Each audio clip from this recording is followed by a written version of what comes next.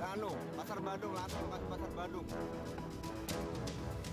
Tiba-tiba api menghanguskan sejumlah kios di Pasar Bandung, Tulungagung, Jawa Timur. Api muncul pada Minggu dini hari sekitar jam 1 pagi. Bahan bangunan yang mudah terbakar membuat api dengan cepat menyebar ke kios lainnya.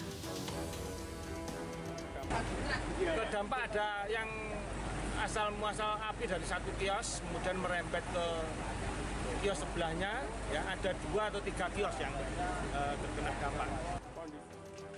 Dugaan sementara, kios terbakar karena adanya hubungan pendek arus listrik dari salah satu kios. Dari laporan penjual kopi namanya Pak Jamino, bahwasanya dari ruko yang diduga awal dari terjadinya kebakaran tadi ada semacam kilat-kilat gitu. Setelah itu sama Pak Jamino disamperi, ternyata dindingnya sudah panas. Tidak lama setelah itu timbullah kebakaran. Api berhasil dipadamkan setelah 2 jam kemudian. Sedikitnya ada 3 kios yang ludes terbakar. Tidak ada korban jiwa dalam kebakaran ini, tetapi kerugian ditaksir mencapai 300 juta rupiah. Dari Tulungagung, Jawa Timur, Anang Agus Faisal, iNews melaporkan.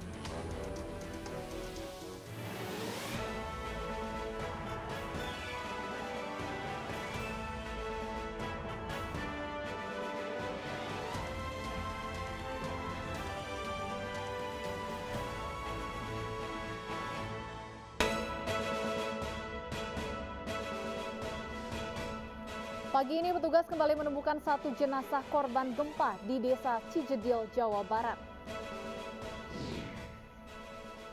Perbaikan kereta anjlok Sabtu sore masih berdampak kepada pengguna kereta hingga hari ini.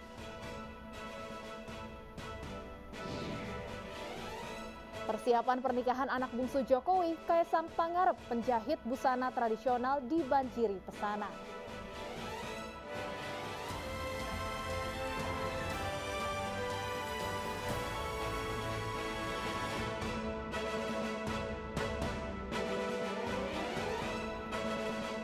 Halo, selamat siang pemirsa. Apa kabar Anda hari ini? Senang sekali saya Pram Senjaya dan rekan saya Stefani Patricia kembali hadir memperbarui informasi Anda dalam iNews siang hari ini. Dan selain 3 informasi tadi, redaksi kami telah menyiapkan beragam informasi menarik lainnya.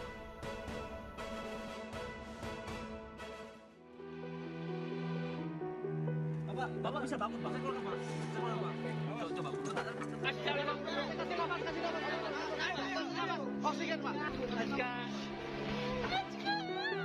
Alhamdulillah, Dek. Ya Allah.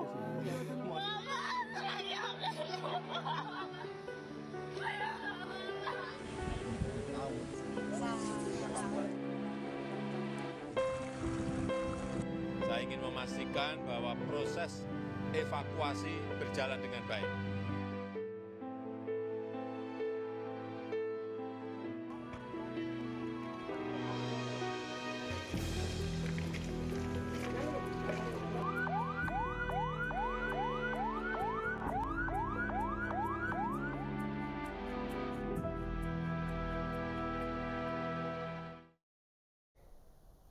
Pemirsa, petugas dan relawan kembali berhasil menemukan jenazah di Desa Cijedil, Cugenang, Cianjur, Jawa Barat. Ya, pemirsa, korban berjenis kelamin perempuan.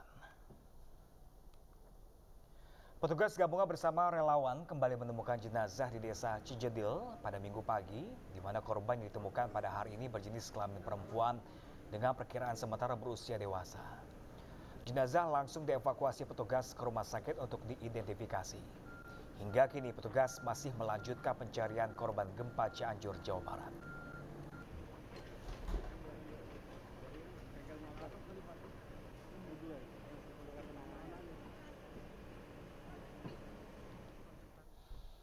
Dan pemirsa, untuk mengetahui informasi terkini terkait penanganan korban gempa bumi Cianjur, kita bergabung dengan rekan kami Wilson Purba di Desa Cijedil, Cugenang, Jawa Barat.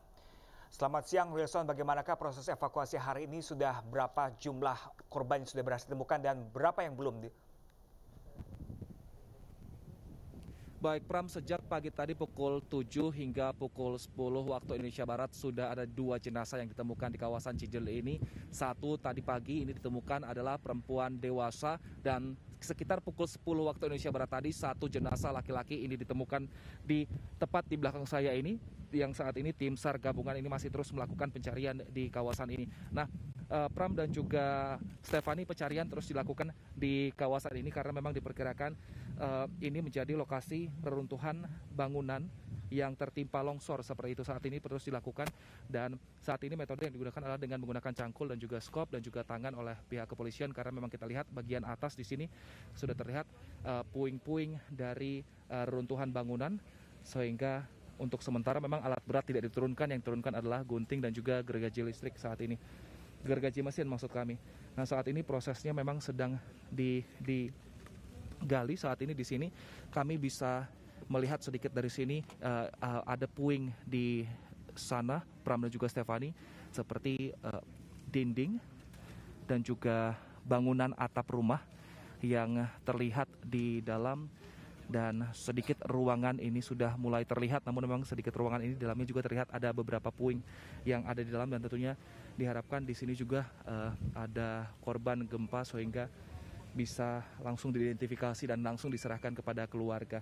Nah, saat ini memang ratusan tim SAR gabungan ini turun hari ini juga untuk membantu proses pencarian evakuasi, karena jika kemarin informasi dari BMKG ada BNPB maksud kami ada 14 yang belum ditemukan, dan hari ini sudah ada 2 yang ditemukan di kawasan ini, artinya tinggal 12 lagi jenazah yang masih dicari oleh tim evakuasi gabungan.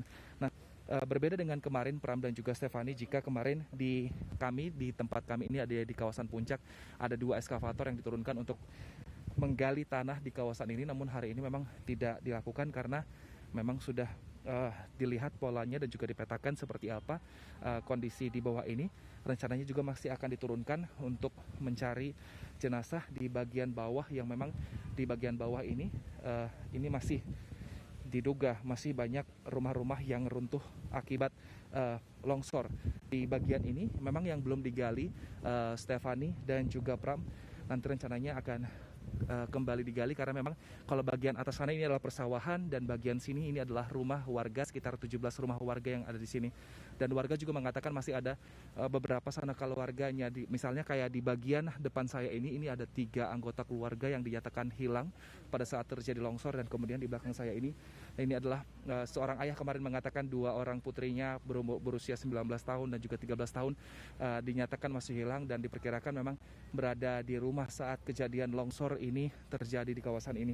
Nah, jika kemarin juga di bawah sana, tepatnya di sisi tengah atau di bagian badan jalan ini 2 hari lalu tidak turunkan alat berat, namun sejak kemarin alat berat sudah diturunkan, namun memang tidak sebesar alat berat eskavator yang ada di atas.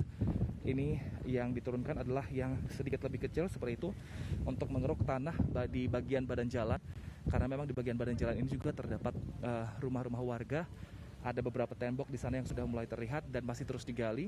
Sementara di bagian jurang di bawah sana, Stefani dan juga Pram, juga terus dilakukan pencarian karena memang kemarin di sana ditemukan ada 3 jenazah, yang tentunya ini juga diperkirakan masih ada jenazah lagi di bawah karena memang ditemukan ada beberapa identitas yang ada di bawah. Namun jika di paling bawah atau di dasar jurang, Pram dan juga Stefani, alat berat tidak diterjunkan karena memang medannya yang cukup terjal seperti itu. Jurangnya ini berada di kedalaman sekitar 20 meter, lalu kemiringannya ini sekitar 60 sampai 75 derajat, sehingga untuk menurunkan alat berat ke sana ini harus membutuhkan strategi yang tepat sehingga alat berat bisa diterjunkan dan juga bisa tentunya mengevakuasi jenazah. Untuk sementara memang tidak diturunkan karena metode yang digunakan adalah pengairan, Pram dan juga Stefani. Artinya si tanah-tanah di bawah ini diairi oleh tim evakuasi dan kemudian air-air ini akan membawa tanah lebih turun dan juga lebih gembur, sehingga nanti dinilai akan lebih mudah untuk mencari warga yang hilang. Dan saat ini juga kemarin memang syukurnya di kawasan ini hujan hanya rintik-rintik, tidak hujan deras, sehingga tanah di sini cukup padat, sehingga kami menginjak di sini juga ini cukup aman, Pram dan juga Stefani. berbeda dengan kemarin yang sangat berlumpur seperti itu, sehingga untuk berjalan pun kami susah karena pasti ketika kami menginjakkan sesuatu di sini ini akan masuk ke dalam, tapi hari ini lebih safety gitu, seperti itu. Nah, kami juga di sini sudah menggunakan APD lengkap seperti helm, ini sarung tangan, karena memang saat ini diindikasikan jika memang ada minyak-minyak seperti itu di bagian tanah-tanah sini, seperti itu menjadi salah satu bentuk bahwa ada jenazah di situ.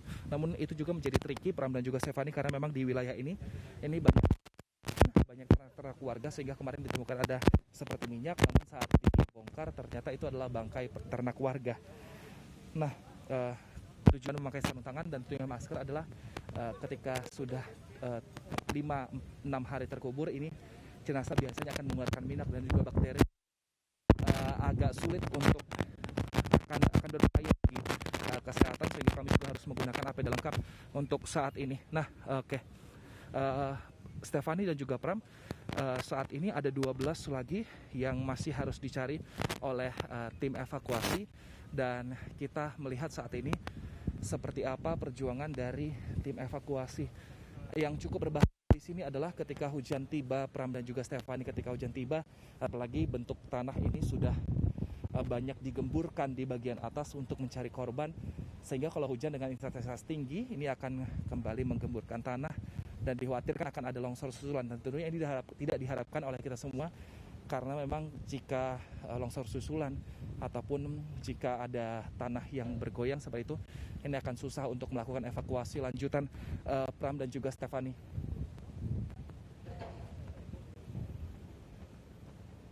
Yang dinyatakan masih hilang dilakukan setiap harinya. Hingga pukul berapa pencarian korban yang dinyatakan masih hilang ini dilakukan setiap harinya, Wilson? Baik, Stefani, biasanya selalu dilakukan hingga pukul 16 waktu Indonesia Barat. Namun situasi ini situasional.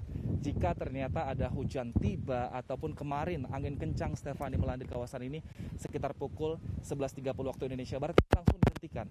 Karena memang demi keamanan keselamatan tim evakuasi semuanya dihentikan, dan kemudian jika ternyata sudah kondisinya aman, barulah tim evakuasi ini kembali ke lapangan untuk tentunya menyelamatkan korban hilang akibat gempa dan juga longsor di kawasan ini. Kami juga 2 hari lalu sempat turun ke bawah untuk melihat situasinya. Saat itu memang hujan deras yang terjadi, akhirnya pun bunyi peluit, ini tanda bahaya ini dibunyikan, sehingga kami juga harus naik ke atas, dan itu sekitar pukul 2 waktu Indonesia Barat atau pukul 14 waktu Indonesia Barat. Artinya situasional melihat kondisi cuaca. Jika ternyata cuaca memang dari sore ini sudah jelek, maka akan dihentikan. Namun umumnya ini akan dihentikan pukul 16 waktu Indonesia Barat, karena memang jika gelap akan sulit untuk mencari jenazah, sehingga waktu dari pagi hingga siang hari ini digunakan seefektif mungkin, sehingga tidak hanya alat-alat ringan yang diturunkan, namun juga anjing K9 diturunkan, Stefani dan Pram. Tujuannya adalah ketika sudah menemukan permukaan dari reruntuhan bangunan ataupun perabot rumah warga, anjing K9 akan diturunkan untuk mengidentifikasi apakah memang di kawasan itu ini ada bau-bau yang tidak sedap. Nah, nanti anjing ini kemudian akan menggonggong dan juga mengeruk sedikit tanahnya. Artinya itu menjadi salah satu titik yang akan difokuskan oleh tim evakuasi gabungan untuk menggali tanah dan juga untuk menemukan jenazah yang hilang. Nah, anjing K9 memang tidak selalu berada di kawasan ini. Jika sudah menemukan satu titik, dia akan diistirahatkan terlebih dahulu, dan jika ternyata sudah ditemukan, dia akan bekerja kembali, Stefani dan juga Pram. Baik, Wilson Prubal langsung dari proses evakuasi di Desa Cijedil, Cigenang, Cianjur, Jawa Barat. Dan kami masih akan menanti informasi terbaru dari Anda, Kang Wilson. Terima kasih. Ya, pemirsa, kemarin tim SAR gabungan yang melakukan pencarian korban di lokasi longsor Ciberem, Cianjur, Jawa Barat berhasil mengevakuasi 2 jenazah berjenis kelamin pria. Kedua jenazah ditemukan di lokasi yang berbeda dan langsung dievakuasi.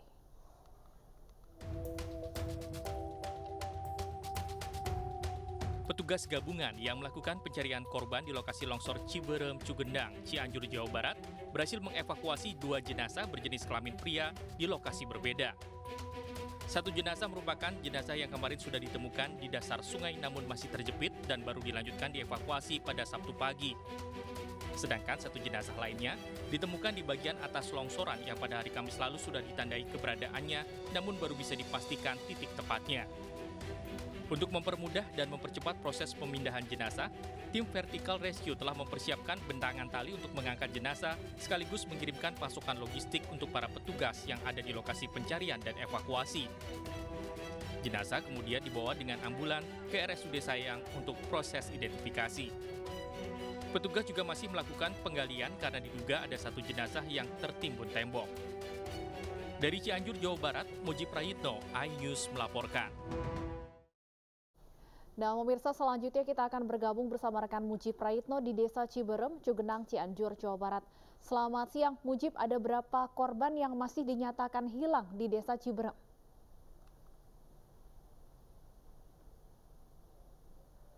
Mujib, kami belum bisa mendengar suara Anda. Baik, silakan Mujib. Ya, saat ini di Ciberem bisa saya informasikan bahwa proses evakuasi dilakukan di 2 titik yang terpisah. Ya, ada sebelah kanan adalah proses evakuasi mobil yang diduga adalah milik warga yang sedang berada di warung yang ketika kejadian terjadi. Kemudian di titik kedua adalah titik yang kemarin sempat ditemukan oleh anjing pelacak bahwa ada dugaan ada korban di situ, dan sekarang melakukan pendalaman karena sebelumnya terhalang oleh tumpukan tembok dan beton serta besi-besi beton. Sedangkan untuk proses pencarian dengan mengerahkan anjing pelacak juga petugas melakukan penyisiran di bagian sungai yang ada di sebelumnya ditemukan 7 jenazah yang berada dalam satu mobil minibus. Ya. Ya, rekan Mujib, ini sebelum kejadian atau sebelum longsor ini terjadi, mungkin Anda bisa gambarkan seperti apa sih kondisi lokasi di sana, mengingat ini kan di pinggir jalan, rekan Mujib. Di manakah lokasi rumahnya, di manakah longsor itu menimbun rumah-rumah tersebut?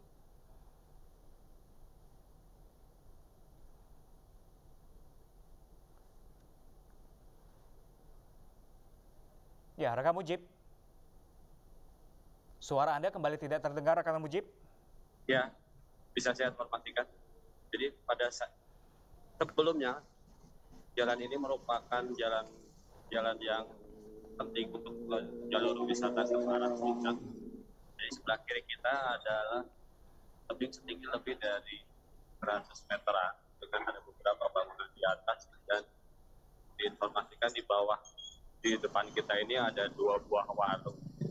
Kemudian di sebelah kanan kita adalah sedikit pelataran dengan 2 buah warung juga yang ada di situ. Dan saat ini sedang dilakukan pemadatan di kedua sisinya. Jadi saat kejadian tebing yang di atas itu pun longsor dengan lebar yang diperkirakan lebih dari 100 meter.